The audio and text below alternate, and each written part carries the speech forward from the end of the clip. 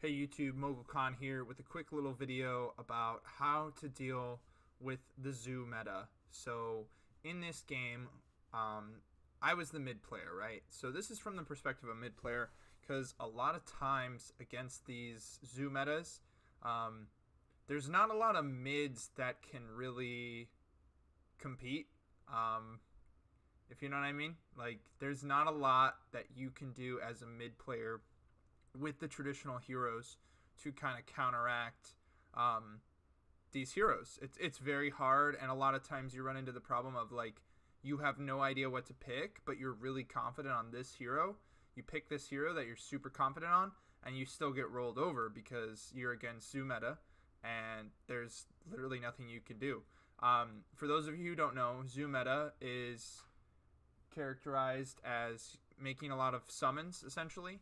So heroes like Lycan, heroes like Beastmaster, these heroes naturally make summons with their wild boars and their summon wolves. And on top of that, both of these heroes suit into their build this item called the Necronomicon, which allows you to make 2 additional summons, which are very powerful. Now, these powerful summons are also buffed by Lion's Feral Impulse, as well as Beastmaster's Inner Beast. So these heroes kind of just, like, they team fight you really well because they have really strong ultimates with Shapeshift and Primal Roar, and they also push your lanes really well with their summons and their stat buffs. So this one gives you bonus damage, this one gives you bonus attack speed. So in the event that you're team fighting against these heroes, it's very hard to do so. And in the event that you're trying to split push against these heroes will split push way faster than you and way harder than you, which is why people call it a very oppressive meta, the zoo meta. And I hope that's a good enough explanation. But anyway, against these summon heroes, if you're gonna pick a hero, like, let's take a look at my my like mids that I play. So Storm Spirit, yes, he has some AoE. So the things that you're looking for to counteract the zoo meta, I guess, is survivability and AoE damage. So survivability is, like, if they go on you with Primal Roar, if they go on you with Shapeshift, if they go on you with all these units, you could easily just die. Shadow Fiend, for example, if they send 1 billion units on you with Shadow Fiend, you're gonna have to ult. Sorry about that win rate. It's a high skill ceiling hero, but I mean, I'm doing pretty well now.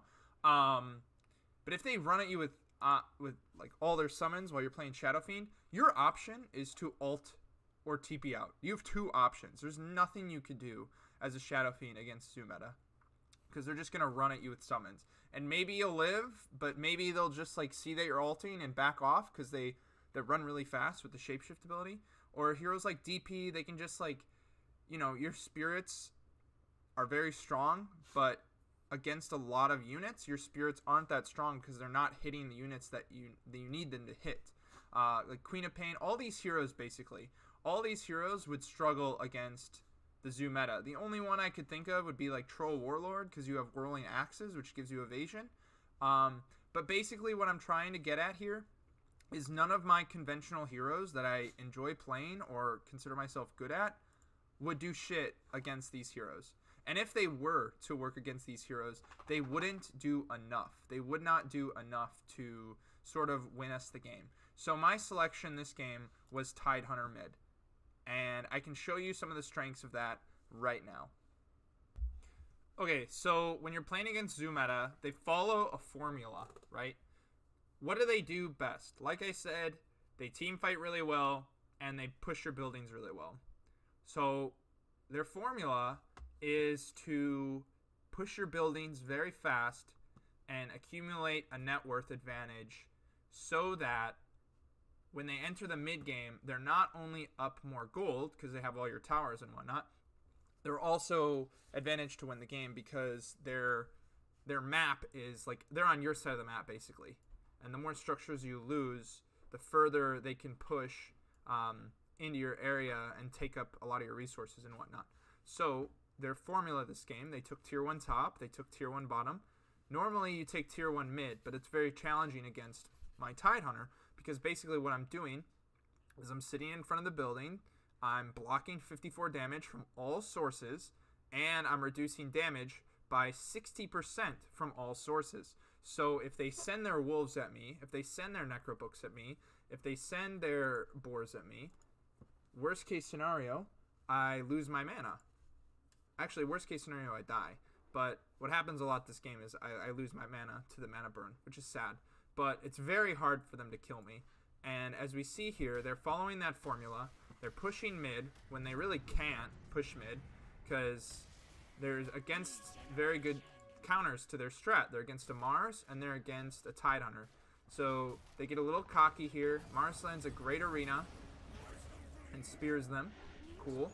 And Lycan is trying to push, but he sees me. He sees the threat of this Ravage, the threat of this Anchor Smash, and he doesn't want anything to do with this, and he just runs away.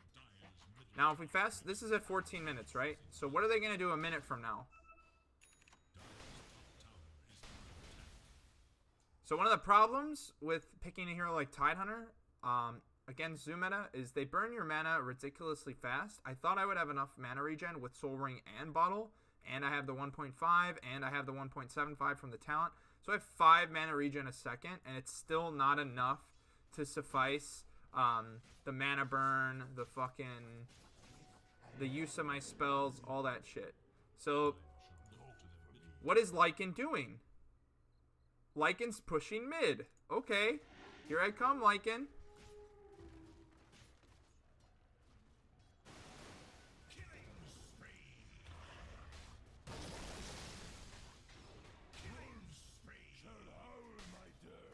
Lycan has to be mindful of my hero because Ravage is such a long, not only is it a long CD, it's a long cast range. Like, it hits very far.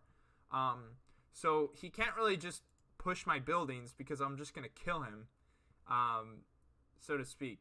So we hold this tower for another, like, 3 or 4 minutes. Inevitably, they do take the tower, but our game plan remains the same. We kind of have 2 offlaners, right? Which you might notice, it's like, this isn't a good mid-hero. It's not a traditional mid-hero. Some would argue it's a pretty good mid-hero. But we're basically delaying the game for our PL to get online. And as you kind of see here, the highest they actually ever get in terms of net worth is, I believe, like 3K or 2K or something like that. We keep the game relatively even for most of the game, because we have this Tidehunter, because we have this Mars, and basically every time they're kind of out of position or trying to take our buildings, they can't, because I'm sitting there with Ravage and with Anchor Smash and Kraken Shell. All of these abilities are very good against the Zoo meta, because you can lock down all of the units, you can negate the damage from all the units, especially with the talents, right? So I have 20% Anchor Smash. Normally I go with these Gush talents, but for this game I went with the Anchor Smash, damage reduction, and the 30 damage Kraken Shell block. That would up it up to 84 damage from all sources. And if we look at these wolves, they just don't do that much damage. I think they do, like, we'll see here when he summons them. No, he just dies immediately. But we're already, like, at a very advantageous position, because they're fighting without me, and they're winning these fights. Because they can't deal with this PL, and we've given this PL enough time to come online. I don't necessarily think the Battle Fury is necessary, but I guess it worked out because, you know, he's fighting against a lot of summons, and this allows his hero to fight the summons. So, got to think outside the box there. So what exactly am I saying with this video? The point of this video is to tell you that against Zoo meta, you have to think outside the box and be ready to use unconventional means to basically win your games. Now, I'm not saying you're going to win all of your Tidehunter mid games against this Zoo meta, but you're much more likely to win with a Tidehunter than you are with a Ember Spirit or a Void Spirit, because you can actually do some, like, not only can you clear the summons with the Tidehunter, you can also tank the summons. You can also lock down the summons, right? This is a hero that's very hard to go on with their team. Now, I also thought to show you guys a couple other suggestions I might have for the Zoo meta. Alright, so the other heroes that I would recommend to counteract the Zoo meta are Timbersaw, Naga Siren, Bristleback, and Kanka. Yes, my mic quality did change. In the middle of this video, I am actually moving houses, so my other microphone's still packed away. So I apologize for that. Hopefully it's not too bad, but yeah, just you're gonna have to deal with it. So Timbersaw, as we all know, he's a very tanky boy. You're obviously not going to be level 30, but with a nice item build like this, I could see yourself being quite the problem for Beastmaster. I don't want the fucking couriers. But I could see them being quite a problem for Beastmaster and Lycan, as you see here. Stay back. You know, they're all attacking Timbersaw. Breathe. They're all following Timbersaw. But as you see here, Timbersaw is not taking pretty much any damage, and on top of that, he clears the summons extremely well and does pure damage. So Attack! Timbersaw being a very good counter to these heroes. You can run a mid. I recommend going like Crimson Guard, Lotus Orb. But yeah, Timbersaw going to be a great option against these heroes because you have reactive armor to deal with the summons. You have a lot of AoE damage, and on top of that, Whirling Death does percentage damage based on their primary attribute. Their primary attribute being strength, so they're losing 12 strength, and they're losing 12 more, and you can get about 2 of them on them, 3 actually. But yeah, they take a lot of damage from that spell. So next hero I have in mind for dealing with the Zoo meta would be Naga Siren. Yes, Naga Siren mid. Assuming you know how to play the hero, you can play it pretty well mid. You actually do make quite a bit of space because you're constantly pushing in like 2 lanes, and then your carry gets to farm 1. So anyway, how it works out is they summon their wolves, they summon their hawks, they summon their necros. I don't know why it desummoned his wolves. But anyway, let's say they all are attacking you, and you summon your illusions. And you can just see here, I'm just have a Diffusal Blade, right? Yes, I'm kitted out, I'm level 30 and whatnot. But they can't really deal with your illusions very well. Especially your main hero too. Because you're very tanky, you have a high armor pool. On top of that, you do AoE damage. Now, I don't have my illusions with me, so I'm probably going to die. But, because they do excel at single target damage. But if they were to just square off with your 5 illusions, they're absolutely going to die. There's nothing they can really do. On top of that, so basically, this spell's really good against the Zoo meta. This spell's really good against the Zoo meta. And this spell is really good against the Zoo meta. So, Lycan, right? He has the Shapeshift ability. And let's say he's running at your support with all of his summons. He's got his wolves, he's got everything. And they run at your Dazzle, and then you press Song of the Siren. And you just hold him there, right? You just hold him there for the whole duration, 7 seconds. And if we look at Shapeshift now, he only has it for about 5 seconds. So, doing the math, right? You cut down his ulti from 22 seconds to like 15 seconds. And that's just with travel time and everything too, because most Lycans are ulting from Fog of War, and they're like running in like you won't be able to see them coming, right? So assuming that takes like 5 seconds for them to even get on top of you, then you press the ult, and then they're only shapeshifted for like 7 more seconds. So very strong ability. On top of that, Net is a very strong ability for Lycan, because it roots him for a very long duration, and you can kind of CC him with more shit. Now I do have the talent, so the net is, I believe, oh, it doesn't even scale, it doesn't even get a talent. So yeah, that's just the base net, 5-second root. If he's like running anywhere, you can kind of root him down like that. So I'd say all of her abilities are pretty good against the Zoo meta, which is kind of what we were looking at with Timbersaw, kind of what we're looking at with Tidehunter. You have like all of these abilities that counteract. On top of that, if like, let's say they're split pushing a lane really hard, you can just kind of like send your illusions down there, And they can't really, like, you can just send your illusions all across the map and kind of deal with his split push bullshit. And there's not much that he can really do. So another hero you might want to consider is Bristleback. Bristleback being a very hard hero for these heroes to deal with.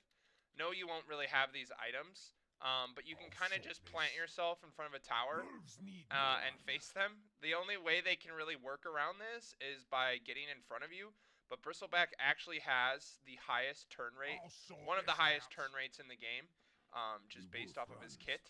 So, I mean, it's simple, really. Like, you have this ability, you have this ability, and not so much this ability, but these two abilities alone. If they're ever running at you with all of their units, even if they roar you, right? Even if they roar you, they would have to like get in front of you and hit you. But at that point, you know, you got Crimson Guard, and there's not much they can really do against your hero, right?